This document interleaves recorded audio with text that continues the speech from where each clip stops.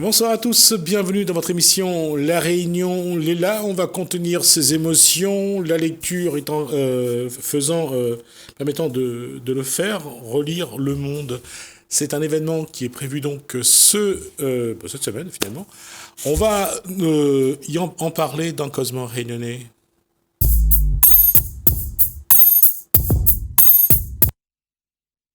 Relire Le Monde. Alors, bonsoir. Koulsoum me présente son invité. Bonsoir Gismi, bonsoir Marie-Noël Perrine. Donc, elle est responsable de réseau lecture à la médiathèque du Port. Qui, bonsoir. Pour le moment, s'est transvasée à la bibliothèque Say. Hein, tout à fait, oui. Pour le moment, vous êtes là. Bientôt le déménagement, peut-être ? Très bientôt. Voilà. Donc, vous allez brièvement nous parler de la nuit de la lecture qui va avoir lieu ce 22 janvier, c'est ça ? Alors, ça va être un format différent. Cette année, c'est 4 nuits qui est prévu par le ministère de la Culture. Et ça commence le jeudi 21 et ça se termine le dimanche 24 janvier. Et nous, on a pris le parti de faire sur 3 nuits. D'accord. Du jeudi au samedi, à la médiathèque Say, dans notre jardin littéraire. D'accord. Alors, les projets à la médiathèque Say, parlez-nous-en un peu. Alors, donc, nous avons donc un contrat territoire lecture. En fait, ce contrat territoire lecture, c'est une convention, une aide du ministère de la Culture via la direction des affaires culturelles qui nous permet en fait de pouvoir mettre un maximum d'actions culturelles. Et notre réseau de lecture publique a pris le parti de repartir à la conquête des publics, car nous sommes comme tu viens de le dire tout à l'heure, la tête de réseau est en réhabilitation, donc c'est-à-dire une reconstruction de notre tête de réseau avec de nouveaux espaces, etc. Et du coup, notre maire a privilégié le contact avec le public et de maintenir ce contact. Et donc, grâce à cette aide substantielle, nous pouvons maintenir notre souffle autour des actions, autour du livre, donc avoir des prestations autour de la musique, autour du conte, des spectacles, aussi bien pour les tout petits, les bébés lecteurs, que les seniors. Nous allons aussi dans les quartiers, nous allons aussi en EHPAD, nous intervenons un peu dans tous les milieux et même dans les lycées et les collèges. Alors, comment concrètement ça se réalise en ce moment ? Si vous devez vous déplacer, est-ce que ce sont les prestataires qui viennent chez vous ? Alors, on a plusieurs formules. On a des prestataires qui vont venir dans notre quartier, dans notre médiathèque, qui vont faire un spectacle aussi bien dans le jardin que dans la bibliothèque, à l'intérieur de la bibliothèque, en fonction de la jauge et aussi en fonction du protocole de la crise Covid. Et puis, nous avons aussi la possibilité d'intervenir dans les espaces extérieurs, tels que les collèges, les lycées, les écoles, le centre aéré et aussi dans la rue. Ah, oui, dans la rue. Oui, tout à fait. Moi, personnellement, j'ai une formation déjà bibliothécaire de rue. C'est mon premier métier, on va dire. J'ai commencé dans la rue avec ATD Carmonde. Et pour moi, ça a été une révélation au niveau de l'intervention. C'est une autre façon de pouvoir être au contact avec notre public. Alors, je vais quand même mettre un petit cadre autour de ce bibliothèque dans la rue, parce que vu la surprise de Koulsoum, non, elle ne joue pas dans la rue avec des livres. Hein. Oui, c'est ça. Je pense qu'il y a tout un protocole, c'est-à-dire c'est un bibliobus. En fait, oui, il y a deux formules. Il y a la formule où vous avez un médiabus. Donc, au port, on n'a pas encore de médiabus. Mais donc, on intervient.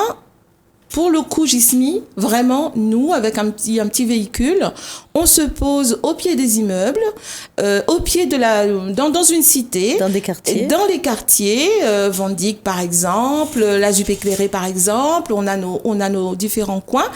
On se pose, il y a un tapis, il y a des enfants, il y a des parents et on débarque la bibliothèque. Okay. Donc, du coup, on est vraiment en contact direct, dans le milieu direct de nos usagers. C'était des rendez-vous fixes? Rendez-vous fixes. Alors les rendez-vous, vous pouvez le voir sur notre portail de la médiathèque du port, ou bien sur notre Facebook, on a nos rendez-vous une fois par mois dans les quartiers.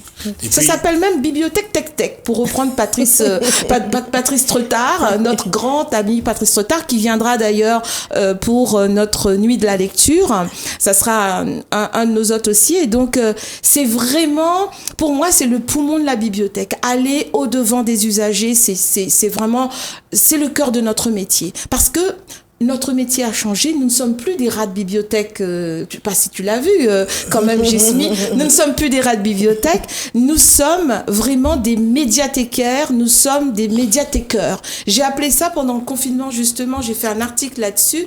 Nous sommes des médiathéqueurs parce que on va même au cœur même de l'action, c'est-à-dire qu'on n'arrive plus, on n'est plus des bibliothécaires attentistes qui sont là dans notre bibliothèque à attendre les usagers. Il y a deux choses qui a évolué depuis le début du Covid, c'est la place du livre dans la vie des gens. Tout à fait, bien sûr. Ça, effectivement, ça a changé.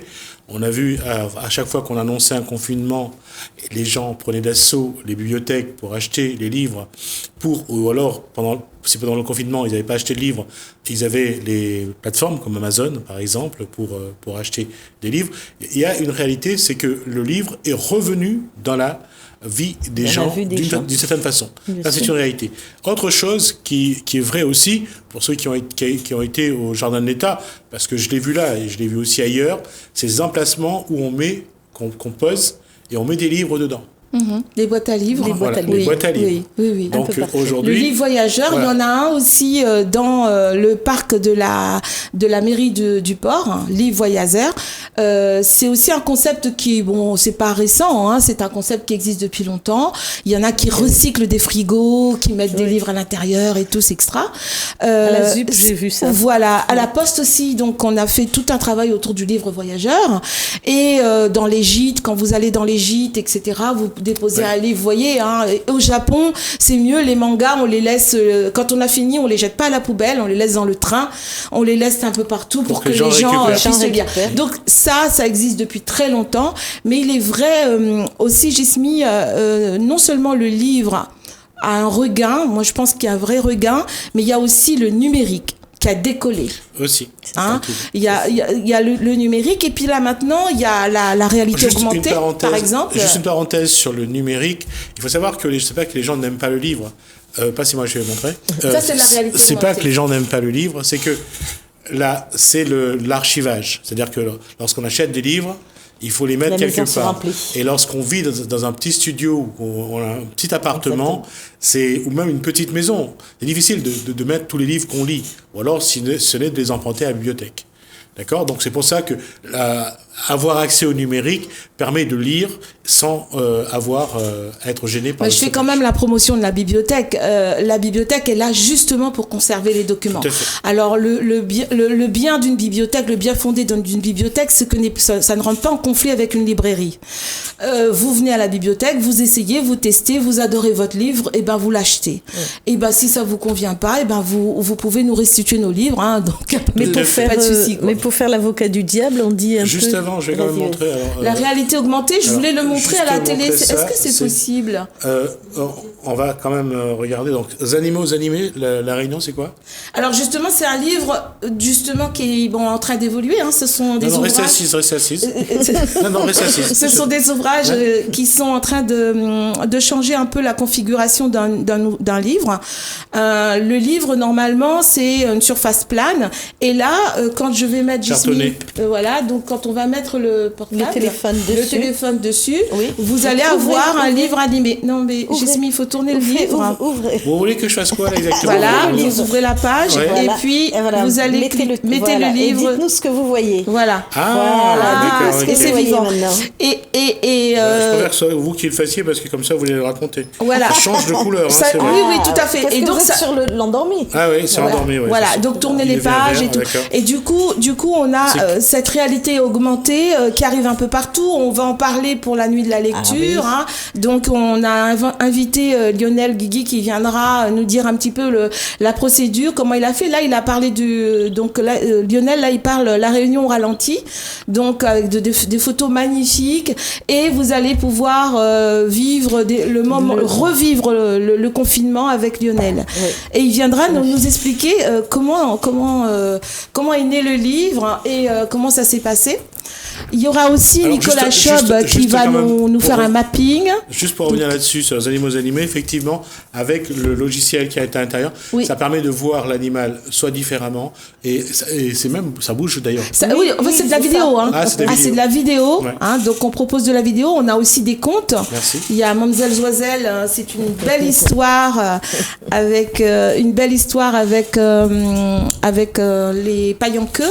Donc, on a quand même vraiment des livres qui sont révolutionnaires actuellement et qui sont très attractifs. Oh. Je veux dire que c'est pas linéaire. Donc, il y a des lecteurs qui n'aiment pas lire un livre directement. Exactement. Donc, on essaie de trouver par quel biais on peut attirer nos usagers. Et c'est ça que j'aime, moi, dans mon métier, c'est que ça bouge. Une question, c'est que le logiciel, c'est juste pour ce livre-là? Là, en fait, ce sont des éditeurs, d'accord ? Donc, on va rentrer une application. Donc, c'est une application qu'on rentre sur son portable. Et grâce à cette application, vous pouvez relire le livre. Voilà, vous avez l'application derrière. Quand vous achetez le livre, il faut vraiment faire attention qu'il s'est marqué livre vidéo. Vous avez un petit rond, voilà. Et avec ensuite, un QR code. Un QR code, à l'arrière, vous voyez le QR code. Voilà, celui-là.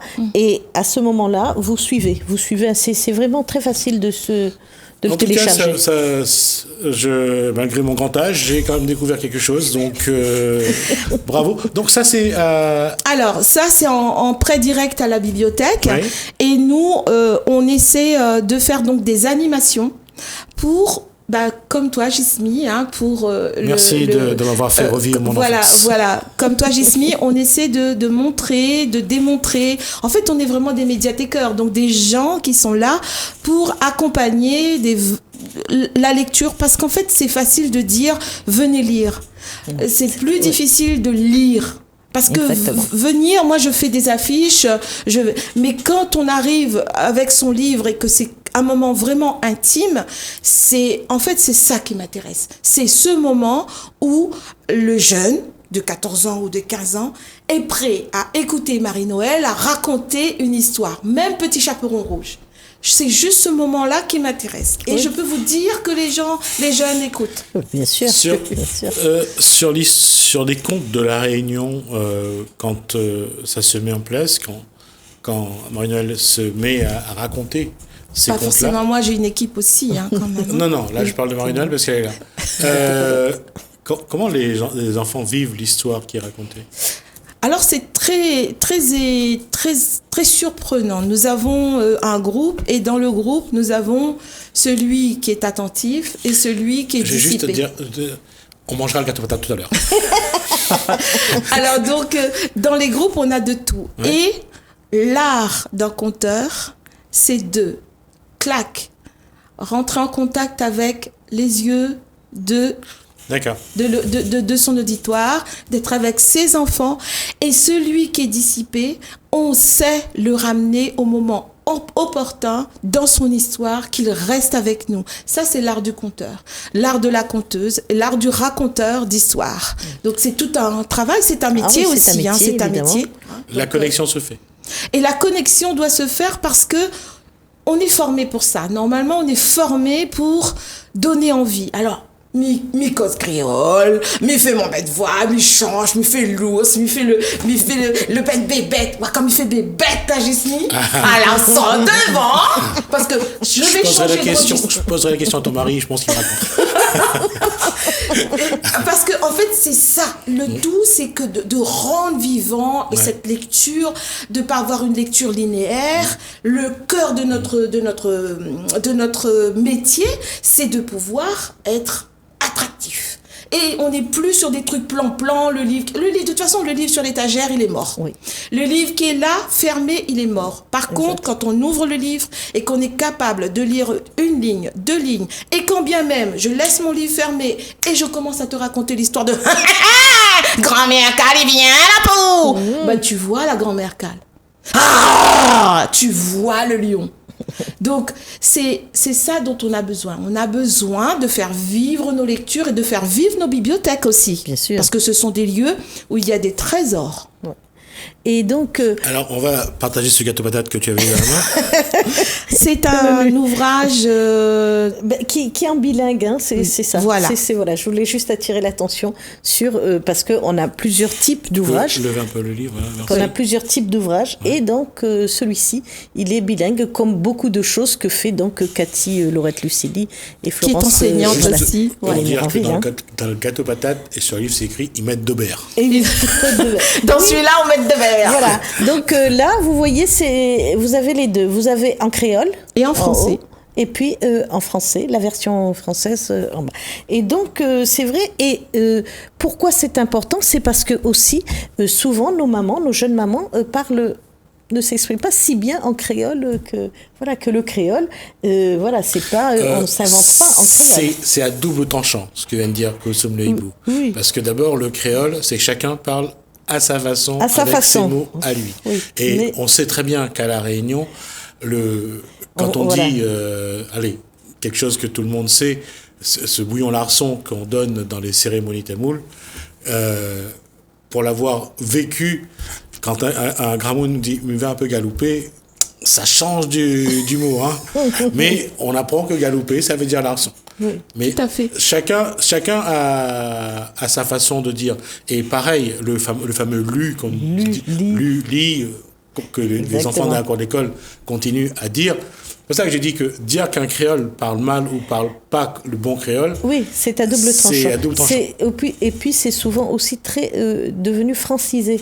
Oui, donc aussi. Voilà, et c'était un peu ce côté-là que je voulais dire, et qu'on peut retrouver et qu'on peut remettre au goût du jour. J'ai envie de dire quand même que... Juste pour dire, lorsqu'on demande à un gamin qu'est-ce qu'il veut pour son petit déjeuner le matin, il doit livrer 2 pains d'Aubert. On a tous compris. Mais cela dit, mais je pense que vous avez raison tous les deux, mais une langue, pour qu'elle soit vivante, il faut que ça bouge. Bien sûr, évidemment. Donc, je pense que c'est nécessaire quand même d'avoir des supports en créole. C'est nécessaire de faire vivre notre langue, et c'est nécessaire aussi qu'il n'y ait pas une suprématie d'une langue à une autre. Bien sûr, pour moi, c'est un peu ça. C'est pas une question de suprématie, c'est une question d'usage. C'est-à-dire que si une langue n'est pas parlée, c'est ça. Elle meurt. Elle meurt. Bien sûr. Elle meurt. Mais la preuve, ce qu'on a perdu dans notre façon de parler, c'est le mot comme mastoc. Gouni. Qu'est-ce qu'on avait encore comme mot qu'on utilisait vraiment avant, qu'on n'utilise plus aujourd'hui? Il y en a quand même quelques-uns qu'on a mis de côté. Et des vieilles expressions aussi qu'on a perdues. Tout à fait. C'est pour. Je vous invite à relire notre ami Sully Andoche, qui sera notre auteur de prédilection, conteur, qui vient aussi pour la nuit de la lecture avec nous. Sac Gramoun Tepokordi. Et donc il va venir nous présenter cet ouvrage-là lors de la nuit de la lecture. Mais je suis vraiment à fond avec vous, parce que la question du créole est vraiment au cœur de nos usages, et j'estime que c'est bien pour une bibliothèque de pouvoir continuer à promouvoir notre langue depuis l'enfance. Et sur ce que Manon disait tout à l'heure, lorsqu'on parle de grand-mère Cal, lorsqu'on parle de Tijan, et c'est vrai que c'est la façon de le dire, l'expression qu'on met, l'intensité, l'émotion. C'est ça qui fait que la lecture gagne en crédibilité auprès des plus jeunes. Tout à fait. Et même quand je lis du classique, Tartuffe et tout, etc., si je veux un tant soit peu que mes jeunes, mes enfants qui ont 15 ans, rentrent dans la lecture, j'ai besoin d'innover. Même Roméo et Juliette, il faut qu'on rénove quand même un petit peu. Bien sûr. Quand ils connaissent le classique, ils vont savoir où ils veulent aller. Voilà. Au moins, vous leur ouvrez des perspectives. Oui. Ça, c'est intéressant. Moi, j'ai eu l'occasion de voir Madame Pugna et Suyandoche racontaient un jour une histoire comme ça, pour les adultes, hein, pas pour les enfants, pour les adultes. Mais c'est le même comportement. Tout à fait. Que ce qu'on soit adulte ou enfant, lorsqu'on écoute quelqu'un faire un conte, on est transporté, on vibre, et en plus, Exactement. Si le conteur sait faire participer, sait créer l'interactivité avec le public, ça marche. Ça marche. Ouais, et donc, on a gagné, quoi. Oui. Alors, on dit souvent que nos jeunes n'aiment pas lire. Alors, j'aurais voulu avoir le point de vue de ceux qui travaillent dans ces... Alors, on dit qu'ils n'aiment pas lire. Voilà, vrai, faux. Alors, c'est un public qui est difficile à faire venir à la bibliothèque, déjà pour commencer, d'eux-mêmes. Ils viennent bien avec le lycée, ils viennent bien avec le collège. Les gamins viennent jusqu'à 11 ans. Dès qu'ils passent en 6e, il y a un CDI, donc ils se rapprochent du CDI. Ils viennent moins dans la bibliothèque, je dois le reconnaître. Cependant, nous avons des usagers ados qui sont des piliers et qui sont nos petits fans. Et qui sont fans de la bibliothèque, qui l'utilisent, qui viennent lire des mangas, des revues, des bandes dessinées, des romans, etc.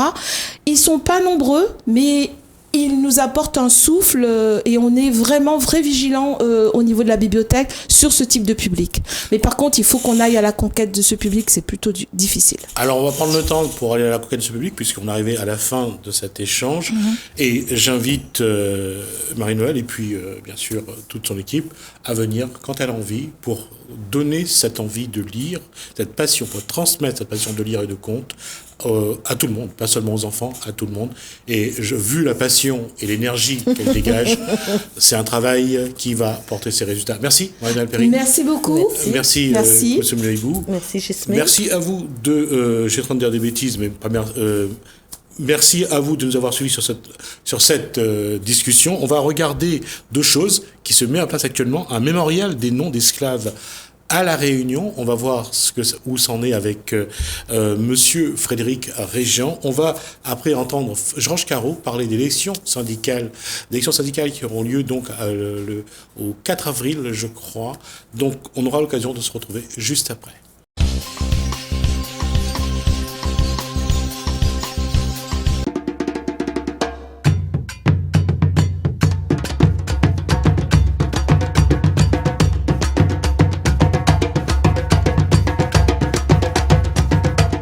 La question est simple, c'est quoi le projet Mémorial des Noms ?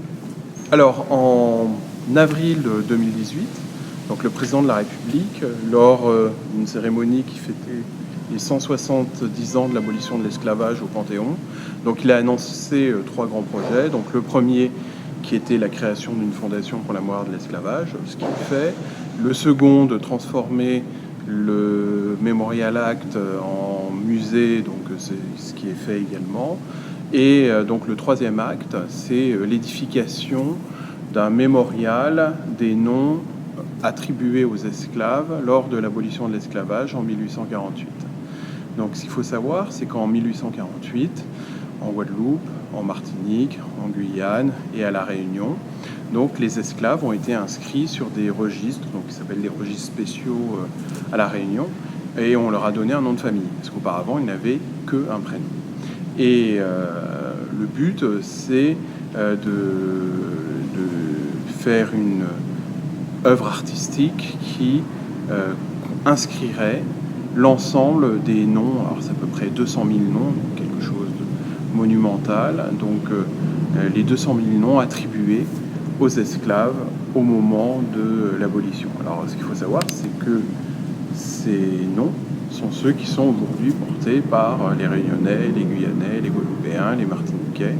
Et c'est à la fois donc un monument qui symbolise finalement cette entrée dans la citoyenneté de ces anciens esclaves, et c'est aussi un monument qui symbolise donc le geste républicain d'abolition de l'esclavage.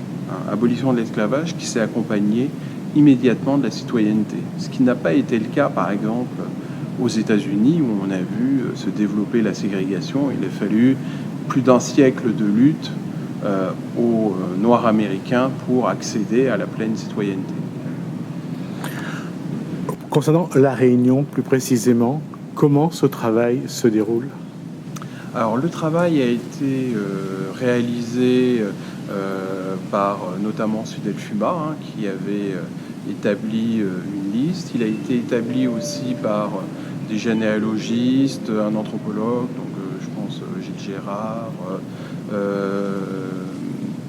le couple Nouriga, donc les archives également ont participé à ce travail. Donc c'est un travail de collecte dans les archives qui a été compliqué par le fait que les registres pour certaines communes manquent, qu'il a fallu les reconstituer à partir des actes de décès, à partir des mariages, mais on arrive à peu près à reconstituer l'ensemble des noms qui ont été attribués au moment de l'abolition. Enfin, en tout cas, on arrive à reconstituer tous les noms qui sont encore portés aujourd'hui. Quelle est la prochaine étape de votre travail ? La prochaine étape, c'est l'édification de ce mémorial. Donc, pour le moment, nous sommes dans un travail d'analyse des listes, de compilation des listes, et puis aussi de voir avec les uns et les autres, parce que dans chaque département d'outre-mer, ce sont des associations ou des groupes de chercheurs qui ont réalisé ces listes, donc de voir, de les coordonner de manière à ce qu'on ait la mise à disposition de la liste la plus complète, la plus exhaustive, pour qu'elle soit inscrite dans ce mémorial en hommage aux esclaves. Quelle est la date butoir? À quel moment cet édifice sera inauguré? Alors, on espère que ce sera fait d'ici avant l'élection présidentielle de 2022. À La Réunion, il y a déjà un lieu Alors, ce sera au Jardin des Tuileries. Après, effectivement, il pourrait être très intéressant que La Réunion ou des communes de La Réunion le fassent. Ce qu'il faut savoir, c'est qu'il y a déjà une réalisation, par exemple aux Abîmes, qui est une commune de Guadeloupe, où tous les noms d'esclaves ont été inscrits sur une immense stèle. Il y a un projet en Martinique, à Saint-Pierre, donc au niveau de la cathédrale. On sait qu'il y a d'autres communes qui sont vraiment très intéressées par cette inscription des noms qui permet, en partant d'un nom porté par un esclave, je peux prendre mon exemple, Régent, on parvient finalement à faire l'histoire d'une famille et puis à retracer finalement l'histoire plus générale de l'esclavage. À La Réunion, s'il y a des communes qui sont intéressées pour faire une stèle pour inscrire le nom des esclaves de La Réunion, comment ils doivent faire pour vous contacter? Je pense qu'il faut qu'ils prennent contact avec les personnes qui sont dépositaires de ces listes.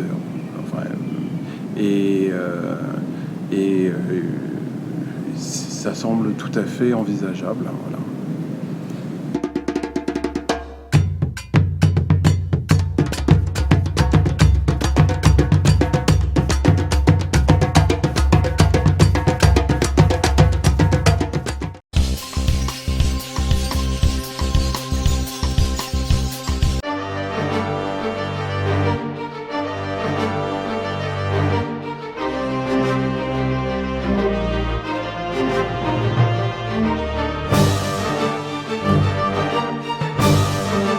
Qu'est-ce que c'est ces élections de TPE pour du 22 mars au 4 avril? Alors, c'est les élections qui vont concerner les salariés, essentiellement les salariés des très petites entreprises. Ces élections vont permettre de dégager des représentants à ces salariés, des représentants qui vont siéger dans une commission paritaire. Et ces représentants auront la charge de remonter les nécessités et les besoins des salariés de ces très petites entreprises. Quels salariés peuvent voter à ces élections de TPE? Alors, tous les salariés des entreprises de moins de 11 salariés, c'est-à-dire de 0 jusqu'à 10. Alors comment vont-ils ou peuvent-ils voter? le vote se fera essentiellement par voie électronique. Ils ont déjà reçu un courrier leur faisant état des prochaines élections et ils recevront en mars, début mars plus précisément, un autre courrier précisant le lieu où aura, enfin, le lien pour le vote, et ils recevront en même temps un mot de passe sur lequel ils pourront accéder et procéder au vote et bien évidemment voter CGTA. Pour ceux qui n'ont pas d'internet, qui n'ont pas de... Comment ils vont faire? Alors la CGTA va mettre en place une permanence. La permanence va débuter on va dire mi-mars jusqu'au 5-6 avril. Et il y aura toujours une personne présente ici au siège pour aider les personnes qui n'ont pas d'internet ou qui ont des difficultés pour y accéder. Ce sont des élections pour représenter les salariés de TPE. Quel est leur intérêt d'avoir des représentants syndicaux à leur niveau? Alors il faut savoir que aujourd'hui, dans toutes les entreprises de plus de 11 salariés, dans ces entreprises, il y a des délégués. Ou il peut y avoir des délégués, l'employeur a l'obligation de mettre les élections en place dans ces entreprises. Et on s'est aperçu que, notamment la CGT, que les salariés des très petites entreprises ne pouvaient pas se faire représenter à quelque niveau que ce soit. Donc la CGT a poussé à une période sur la mise en place de cette commission paritaire, laquelle commission paritaire représentera ces petits salariés, comme je l'ai dit tout à l'heure. Dans ce contexte social et professionnel très dégradé, est-ce qu'aujourd'hui, les représentants de salariés ont encore la voix au chapitre? Alors, on se rend compte effectivement que le dialogue social est en berne, et cela à plusieurs niveaux, que ce soit sur les moins de 10 salariés ou les plus petits salariés. Mais nous, en tout cas, à la CGT, on pousse pour que le dialogue social soit renoué, pour que le dialogue social refasse surface, et le gouvernement va dans notre sens. Reste à persuader les patrons des entreprises que le dialogue social est essentiel à la vie d'une entreprise.